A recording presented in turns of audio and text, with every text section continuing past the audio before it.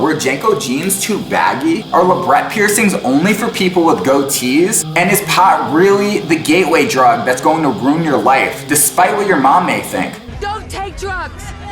When I'm watching their music videos, I legit feel like I'm in 6th grade on AOL Instant Messenger, on E-Bombs World, using like Howard Stern's voice to prank call people. It was 1998 when my world was flipped upside down. I was listening to bands like Limp Bizkit, Kid Rock, Korn, Linkin Park, and The Offspring. This was a special time when cultures were mixing and merging, like those cool older kids you see in the neighborhood. When I was 9 years old, I was battle rapping in the basketball park when I wasn't having karaoke performances for my mom's drug dealer friends. They literally thought I was the craziest white boy. Up on my bed, fucking going like it's Madison Square Garden. I had like strobe lights on the ceiling and an open cap visor, like the dude from the Offspring video. Uno, dos, tres, cuatro, cinco, cinco, seis. Some of the dopest tours were happening around this time. Eminem with the Anger Management Tour, Dre with Up in Smoke, and let's not forget about the literal raddest nu metal tour to this day, which had Limp Bizkit, Korn, Stained, and Linkin Park. I fucking wish I could have seen that lineup, but I did get to see Kid Rock in like 1999, 2000 with my mom. Quick story, we were walking around this festival, it was like Powerman 5000, Kid Rock. I grabbed my mom's like shirt and I was like, yo, cottage cheese, and it was just kind of like a fat white girl with cellulite. What? No, these are her underwear. She gave them to me.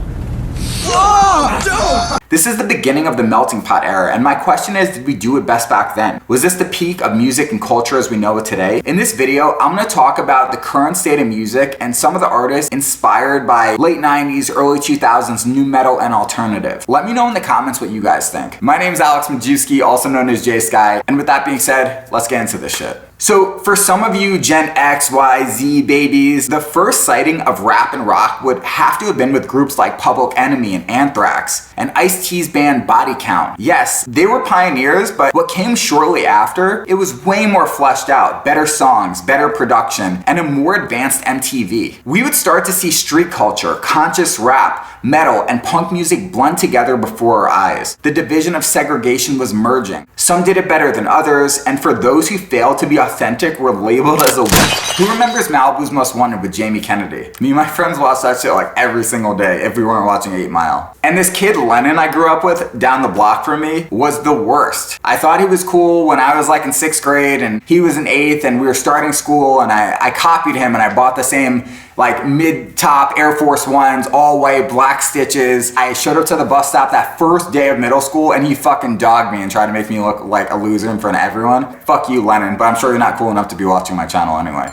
First thing first, I'm the realist. First up, I want to start off with an artist who's heavily inspired by my favorite nu metal band, Limp Bizkit. I was legit Fred Durst when I was 9 years old for Halloween, and again 2 seasons ago. If you don't believe me, scroll down to my Instagram and you'll see the fucking feed. So if you can imagine Powerman 5000 mixed with White Zombie, mixed with Disturbed, a little bit of Korn, and Limp Bizkit, then you must be thinking of the same artist as me, and that's Mad Kelly. He's doing modern nu metal at the highest level, while staying authentic while clearly pulling influence. Here's a couple clips as reference.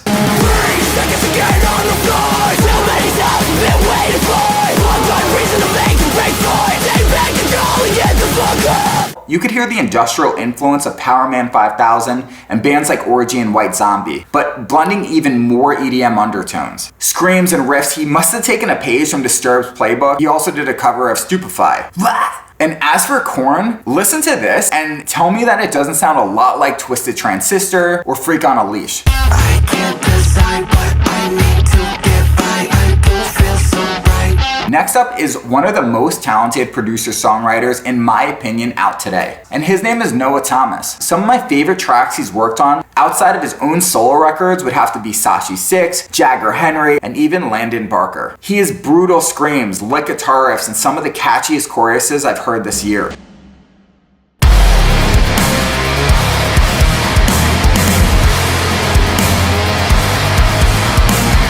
Such a large amount of work under his belt, it's time he gets some more recognition. Some of his obvious influences include Deftones, My Bloody Valentine, and Slipknot.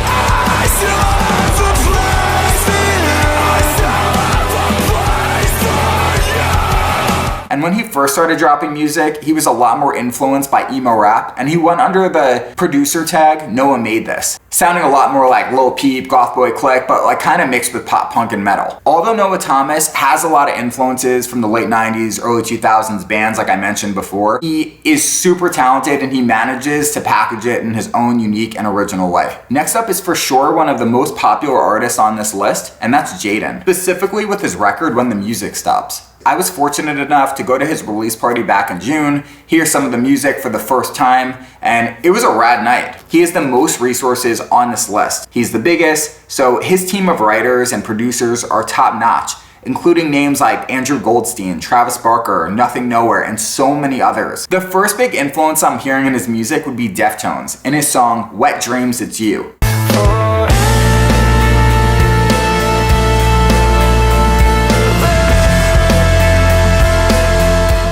And you could hear a strong resemblance from the band The Strokes in his song Just Let Go. This next band has synths that are straight out of Gin and Juice by Dr. Dre and Snoop Dogg, bass tones from Blink-182,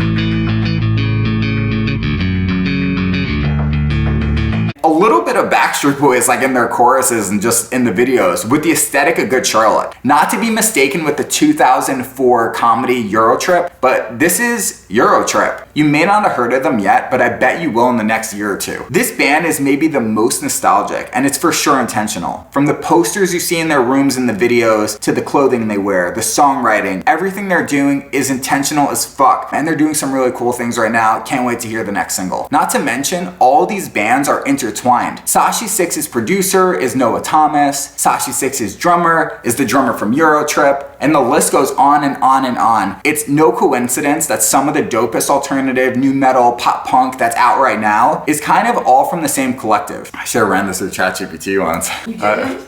No. I wrote this in Starbucks. You didn't think I was gonna wrap this whole video up without showing love to the girls, right? Who fucks with Evanescence or Flyleaf? Well, if you do, then you're gonna really like these next two artists I'm about to list off. First up is Jenniverse with her song Hello Again.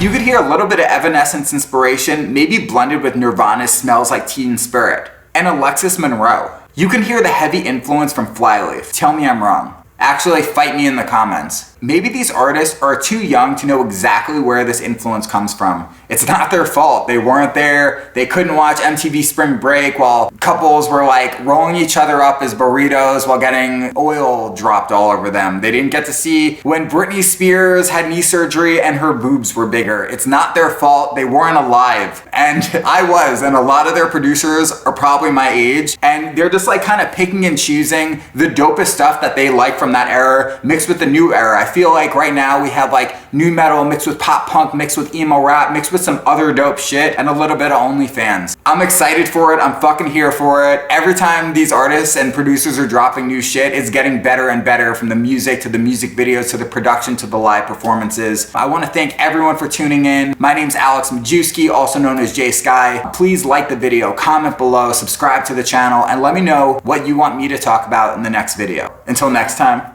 peace.